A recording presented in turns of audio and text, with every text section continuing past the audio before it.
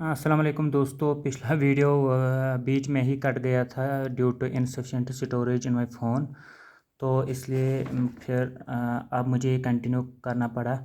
तो पिछले वीडियो में हम पहुंच गए थे। मैं आपको ये जो problem number 2, find the compound interest on ₹10,000 in 2 years at 4% per annum, the interest being compounded half yearly.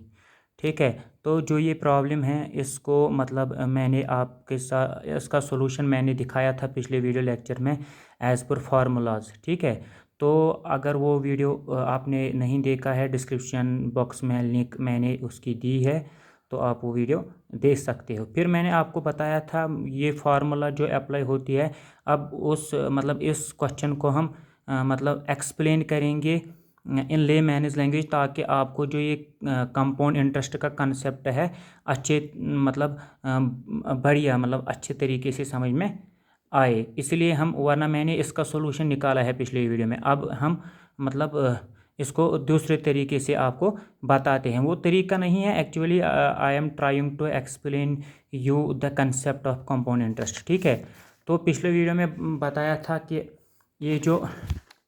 ये जो न्यूमेरिकल है इंटरेस्ट किस पे लगाना है, 10,000 रुपीज़ का। इसका मतलब 10,000 रुपीज़ क्या है, ये है प्रिंसिपल। इन 2 years है, तो ये जो 2 साल है ये क्या है, ये है time. At 4% per annum, it means it is rate. The interest being compounded half yearly. लेकिन जो कंपाउंडिंग प्रोसेस है, जो कंपाउंडिंग हो रही है, कैलकुलेशन हो रही है कंपाउंड इंटरेस्ट की, वो हाफ ईयरली हो रही है। तो यहाँ पर मैंने आपको ये लिखा है, प्रिंसिपल 10,000 है, रेट है 4% पर एनम, टाइम है 2 years। ठीक है, हाफ ईयरली कंपाउंडिंग हो रही है। तो फर्स्ट अगर हम फर्स्ट ईयर की बात कहें, पहले 6 आफ्टर फर्स्ट 6 मंथ्स ये जो प्रिंसिपल है इसका 4% आएगा ना। लेकिन अब हाफ ईयरली कंपाउंडिंग हो रही है, 6 मंथ्स आएगा, तो 4% अब दिस नहीं आएगा, 4% का हाफ ही आएगा। क्यों? क्योंकि 6 महीनों के बाद ही कैलकुलेट करना पड़ता है ना, है ना। मतलब सीधी सी बात है, क्योंकि ये 4% जो रेट दी है ये पर एनम में दी हुई है। लेकिन अब 6 महीनों के बाद हमें इंटरेस्ट कैलकुलेट करना है, तो ये 4% पर एनम नहीं होना चाहिए, ये होना चाहिए 4% पर मतलब सेमी ईयर फॉर एग्जांपल। ठीक है, तो 4% जब पर एनम होगा तो हाफ ईयर में क्या होगा, 2%। तो इसीलिए यहाँ पर लिखा मैंने 2%, 2 divide by 100 of 10,000 in principle. तो इसको बाद जब हम ये भी कटता है, ये these two zeros will get cancel out। This is 2 into 10,000 which is equal to 200। Okay, अब क्या आया, 200 क्या आया, ये आ गया है कंपाउंड इंटरेस्ट। अब जब नेक्स्ट आफ्टर आफ्टर हाँ 200 आ गया है। ठीक है, हाँ अब क्या आएगा, अब जब आफ्टर 12 मंथ्स हम देखेंगे, आफ्टर नेक्स्ट 6 मंथ्स। ठीक है, या हम लिखेंगे आफ्टर 12 मंथ्स। आफ्टर 12 मंथ्स मतलब कहाँ से, मतलब जिस दिन ये अमाउंट लोन लिया है किसी बंदे ने, उस दिन के बाद 12 महीनों के बाद। ठीक है, 12 महीनों के बाद, अब चूंकि हाफ ईयरली कंपाउंडिंग होगी, तो 12 महीनों के बाद प्रिंसिपल अमाउंट 2% इंटरेस्ट है। 2% क्यों है, क्योंकि हाफ ईयरली कंपाउंडिंग हो रही है। ठीक है, ये मैं यहाँ पर मैं लिखूँगा आफ्टर 12 मंथ्स और आफ्टर नेक्स्ट, यहाँ लिख सकते हैं आफ्टर नेक्स्ट 6 मंथ्स। ठीक है, नेक्स्ट 6 मंथ्स। अब चूंकि 6 मंथ्स के बाद हो रही है कंपाउंडिंग इंटरेस्ट की, मतलब कैलकुलेशन हो रही है कंपाउंड इंटरेस्ट की, तो 2% ऑफ क्या आएगा, आप प्रिंसिपल अमाउंट, एक ये ओरिजिनल प्रिंसिपल अमाउंट 2,000, और दूसरा ये कंपाउंड इंटरेस्ट जो इन 6 महीनों में ऐड हुआ है, तो ये बन गया है 10,000 प्लस 200। तो यहाँ पर अब प्रिंसिपल अमाउंट आएगा 10,200। ठीक है, सिंपल है। these two zeros will get cancel out। तो इसका जो आंसर आएगा 2 times 102, 1 2 करुन 2 लट गो 204, 1 2 1 2 गो 2 4। ठीक है, अब जो आफ्टर 12 मंथ्स या आफ्टर 1 ईयर क्या निकला है कंपाउंड इंटरेस्ट दिस। अब जब हम फिर से आफ्टर नेक्स्ट 6 मंथ्स, ठीक है, जब थर्ड टाइम हम करेंगे, देखिए यहाँ पर जो टाइम है 2 ईयर्स है, जो कैलकुलेशन होती है कंपाउंड इंटरेस्ट की वो हाफ ईयरली होती है। इसका मतलब है कि 6 महीनों के बाद इंटरेस्ट कैलकुलेट होता है और वो मतलब इसमें ऐड किया जाता है। तो 2 ईयर्स कितने महीने हो गए? 24 मंथ्स, है ना, सिंपल 24 मंथ्स। अब 6 महीनों के बाद होता है कैलकुलेशन, तो 24 मंथ्स में कितने बार होंगे? 4 बार सिंपली। फर्स्ट टाइम जब आएगा after 6 months, second time after 12 months, third time after आएगा 18 मंथ्स। ठीक है, आफ्टर 18 मंथ्स, या हम कहेंगे after next, after third 6 months या आफ्टर नेक्स्ट 6 मंथ्स। ठीक है, आफ्टर नेक्स्ट 6 मंथ्स। ठीक है, तो आफ्टर नेक्स्ट 6 मंथ्स क्या आएगा? प्रिंसिपल 2% आएगा फिर भी। क्यों? क्योंकि रेट है 4%, लेकिन हाफ ईयरली कंपाउंडिंग हो रही है तो 4% का आधा ही होगा। ये है 4% पर एनम। जब अब पर एनम मीन्स पर साल, पर ईयर, तो हाफ ईयरली कंपाउंडिंग होगी तो 4% नहीं आएगा, 4% का हाफ आएगा। ठीक है, फिर से आपके लिए दोहराता हूँ, तो ये आएगा 4% का हाफ, वो हो गया 2%। 2%, cent means 100 of what? Of previous amount. अब प्रीवियस अमाउंट क्या होगा?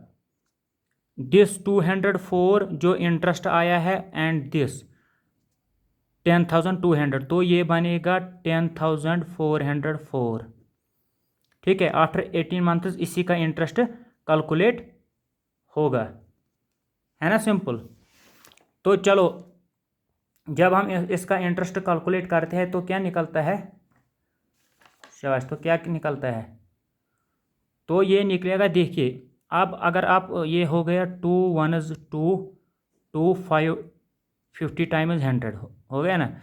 अब ये जब इसको हम कैलकुलेशन करते हैं, देखिए 2 2 4 2 5 10, ठीक है, 2 5 10 2 0 2 50 100, ये है 104, 4 आएगा यहाँ पर, ये बन गया 40। ठीक है, लेकिन 4 है तो 200, हाँ यहाँ पर है, फिर 5 आ गया तो 5 × 8 टाइम्स। ठीक है, तो फिर इसके बाद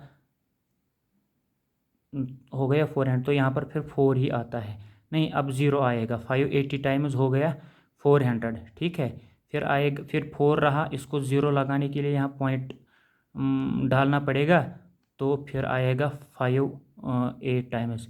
ठीक है, तो उसके बाद जब इसकी कैलकुलेशन की जाती है तो इसको फाइनली निकलता है आंसर 212.08। ठीक है, अब आफ्टर 18 मंथ्स क्या हुआ है इंटरेस्ट? This one.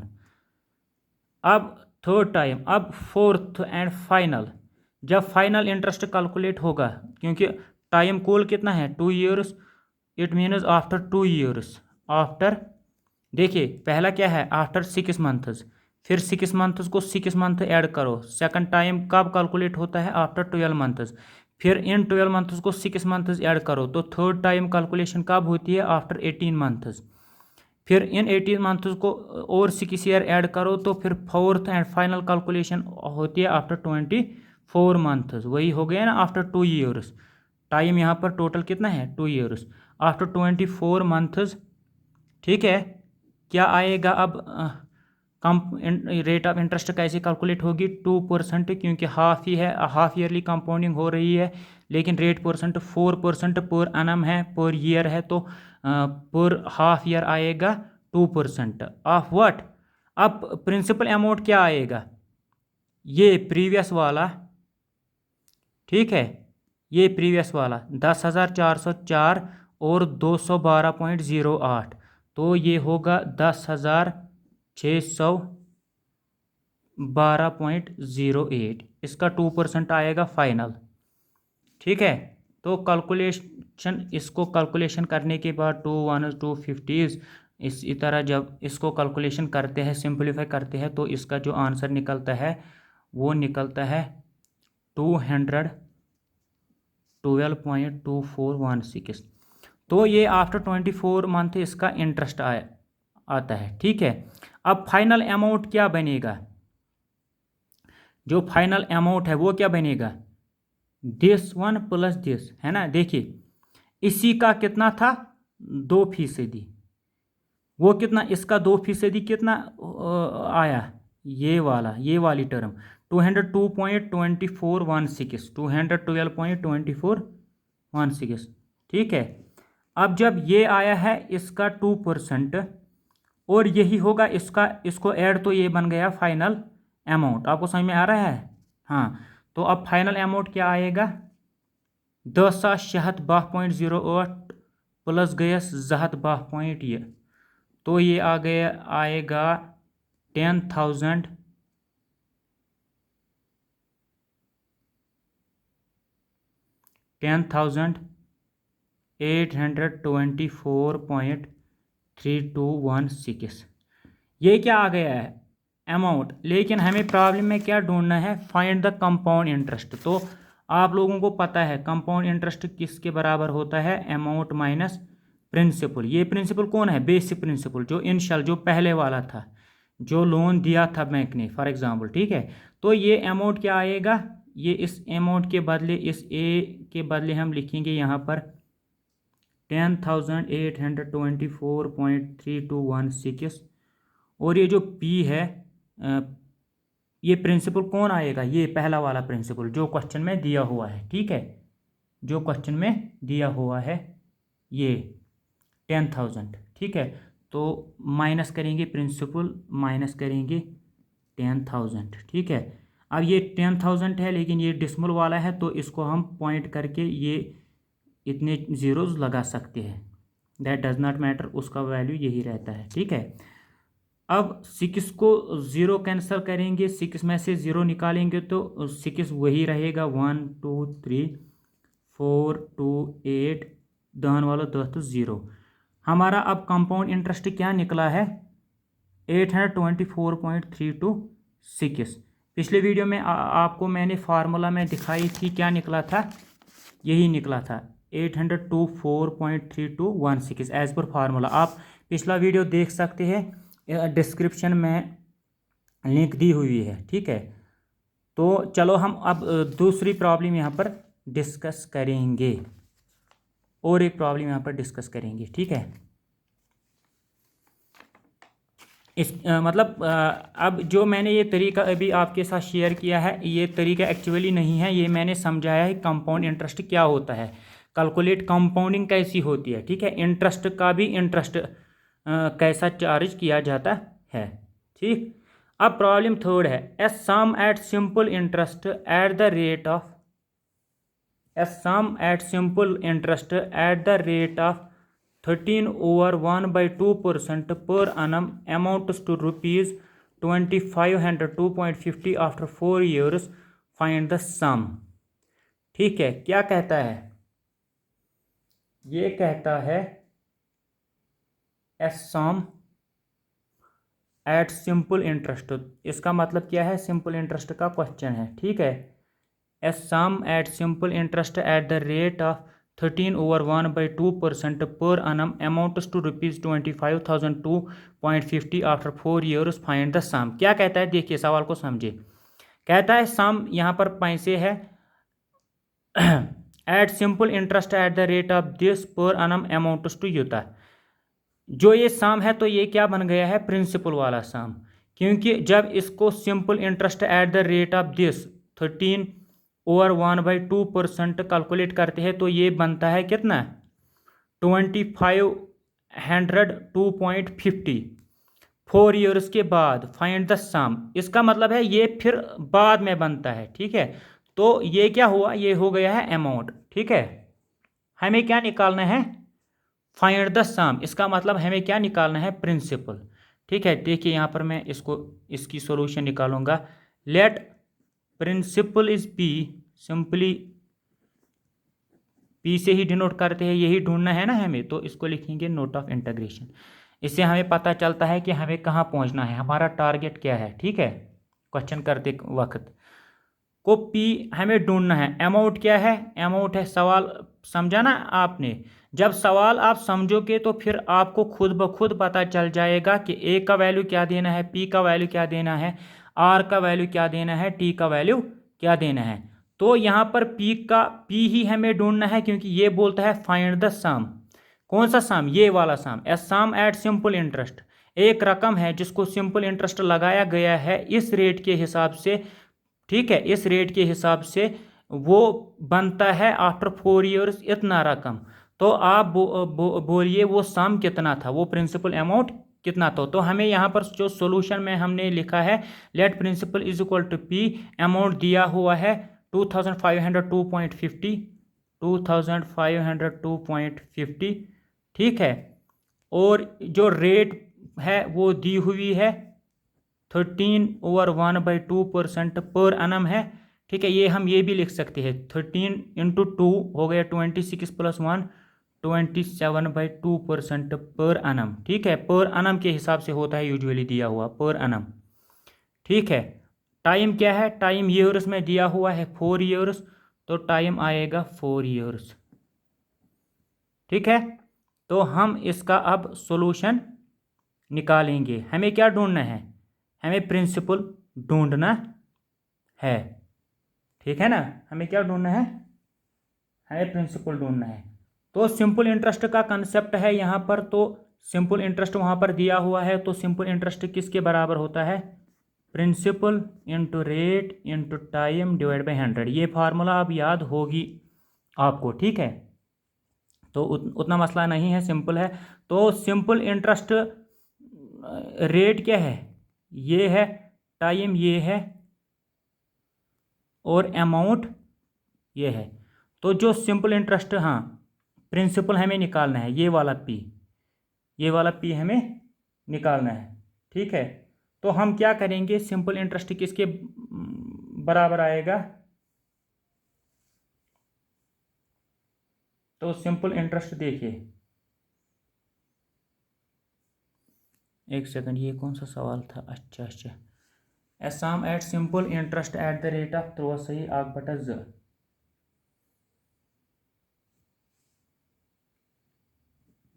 पी को ऐसे रखिएगा। आर क्या है? 27/2%। ठीक, इंटू टाइम क्या है? 4 ईयर्स डिवाइड बाई 100, ऐसे ही रहेगा, is equal to S I. S I means simple interest. ठीक है, तो अब सिंपल इंटरेस्ट किसके बराबर निकलेगा? सॉरी, ये थी का सर 2 1 जार 2 2 जार 4। ठीक है, आपको ध्यान है यहाँ पर। तो ये बन गया है P × 27 × 2, 7 करो 2 लेट कुता गो 54। तो ये बन गया है P × 54। यहाँ पर कुछ नहीं रहा है, 1 रहा है, something divide by 1 is always something. तो P × अब ये होल बटा यहाँ पर आएगा, तो नीचे लिखेंगे 100। आपको पता है, समझ में आएगा इस तरीके से आपको समझ। मेरे ख्याल से मैं सिंपल बेसिक, इसमें जो बेसिक फार्मूला है बेसिक कंसेप्ट के मुताबिक चलता हूँ। मैं ट्रिक्स विक्स नहीं बताता हूँ, क्योंकि मुझे पता है जो नॉन मैथ स्टूडेंट है उनको ट्रिक्स याद नहीं रहते हैं। I have experience of it. ठीक है, तो ये है P × 27/2 × 40। मतलब मेरे कुछ स्टूडेंट थे ऑफलाइन के दौरान, मैं कुछ स्टूडेंटों को पढ़ा रहा था, उनमें जो नॉन मैथ स्टूडेंट को वो ट्रिक्स को नहीं समझते थे। फिर मैंने इसी तरीके से उनको पढ़ाया, तो उनको बहुत ही अच्छी मतलब इसमें फ़ायदा मिला है। तो चलो, अब सिंपल इंटरेस्ट किसके बराबर निकला यहाँ पर? ये है simple interest P × 54 divide by 100। हमें क्या निकालना है?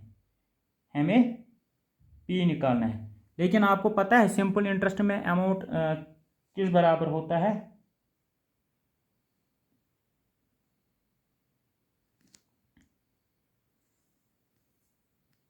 अमाउंट किस बराबर होता है? सिंपली होता है ना, प्रिंसिपल प्लस इंटरेस्ट, है ना, जो हमने पहले वीडियो लेक्चर में पढ़ा है।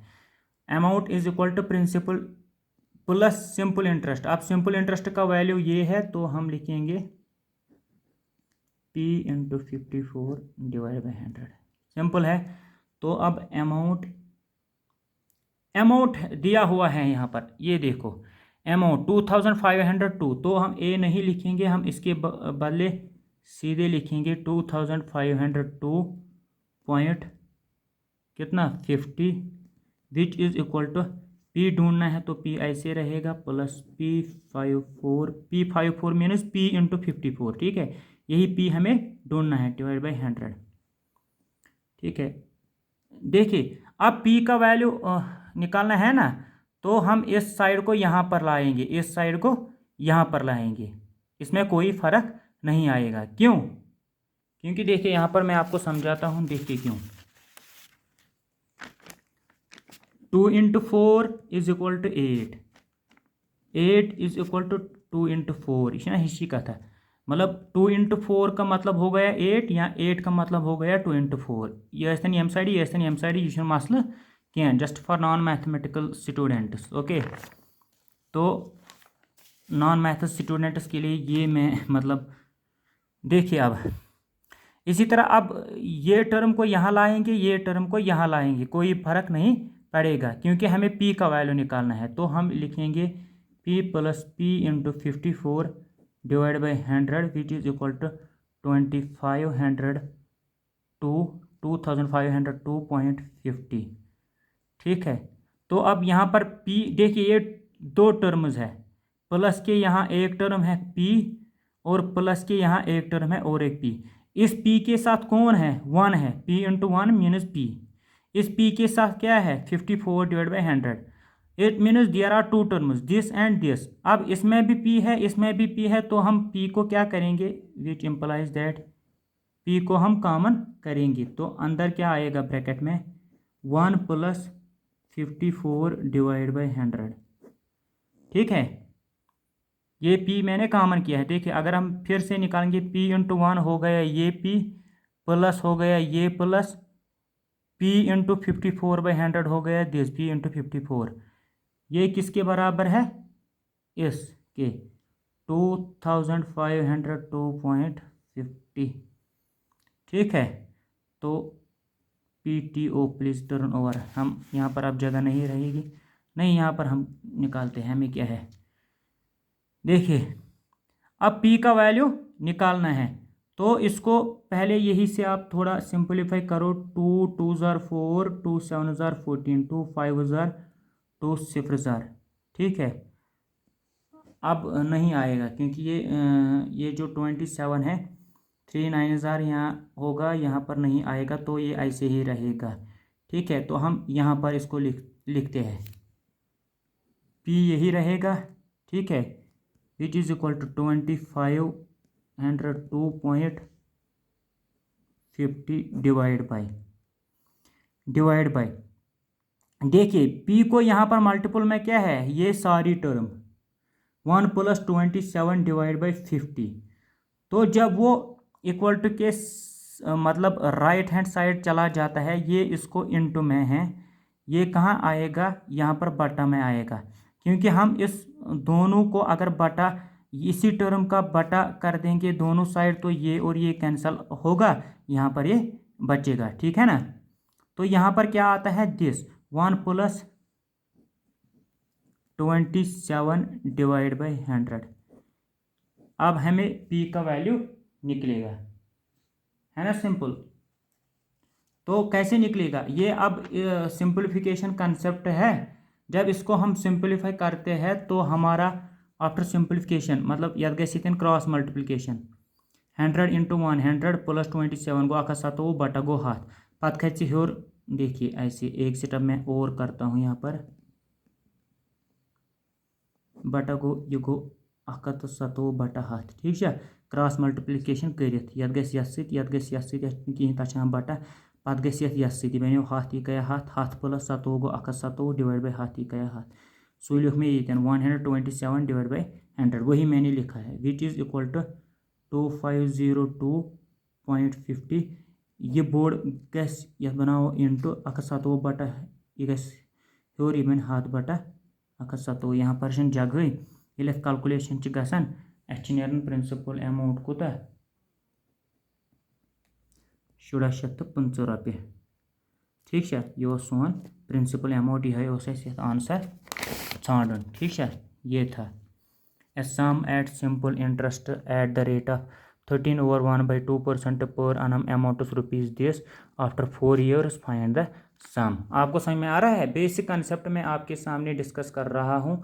तो प्लीज़ अगर आपको पसंद आ रहा है तो इसको चैनल को सब्सक्राइब कीजिए, अपने दोस्तों के साथ शेयर कीजिए ताकि वो भी फ़ायदे में आए। ठीक है। कहते हैं शेयरिंग इज़ केयरिंग, शेयर करना चाहिए। जितना माइंड खुला रहता है ना, मतलब आपको कभी मतलब किसी भी दायरे में जो होता है ना, वो क्या उसको बोलते हैं, नैरो माइंडेडनेस नहीं होनी चाहिए, क्योंकि उससे फिर माइंड नैरो ही रहता है। You should be broad minded. ठीक है। मतलब दोस्तों के, अगर आपने कुछ सीखा है तो आप दूसरों को सिखाओ ताकि उनको भी फ़ायदा मिले, और जब उनको आपकी वजह से फ़ायदा मिलेगा तो खुदा आपको भी फ़ायदा पहुंचाता है। ठीक है। तो चलो ठीक है, अल्लाह हाफिज़। आज के लिए इतना ही। इंशाल्लाह कल से आगे हम ये जो है फाइनेंस अकाउंट्स असिस्टेंट का जो सिलेबस है, कल से दूसरा टॉपिक उठाएंगे। अब हम अगर एक एक करके न्यूमेरिकल प्रॉब्लम सॉल्व मतलब करने की कोशिश करेंगे तो इसमें टाइम चले जाएगा। मैं आपको कंसेप्ट्स बोलूँगा और 2 3 4 5 6 के भी 6 7 मतलब इसमें जो होते हैं ना ये न्यूमेरिकल्स, वो भी सॉल्व करने की हम कोशिश करेंगे। ओके, अल्लाह हाफिज़, टेक केयर।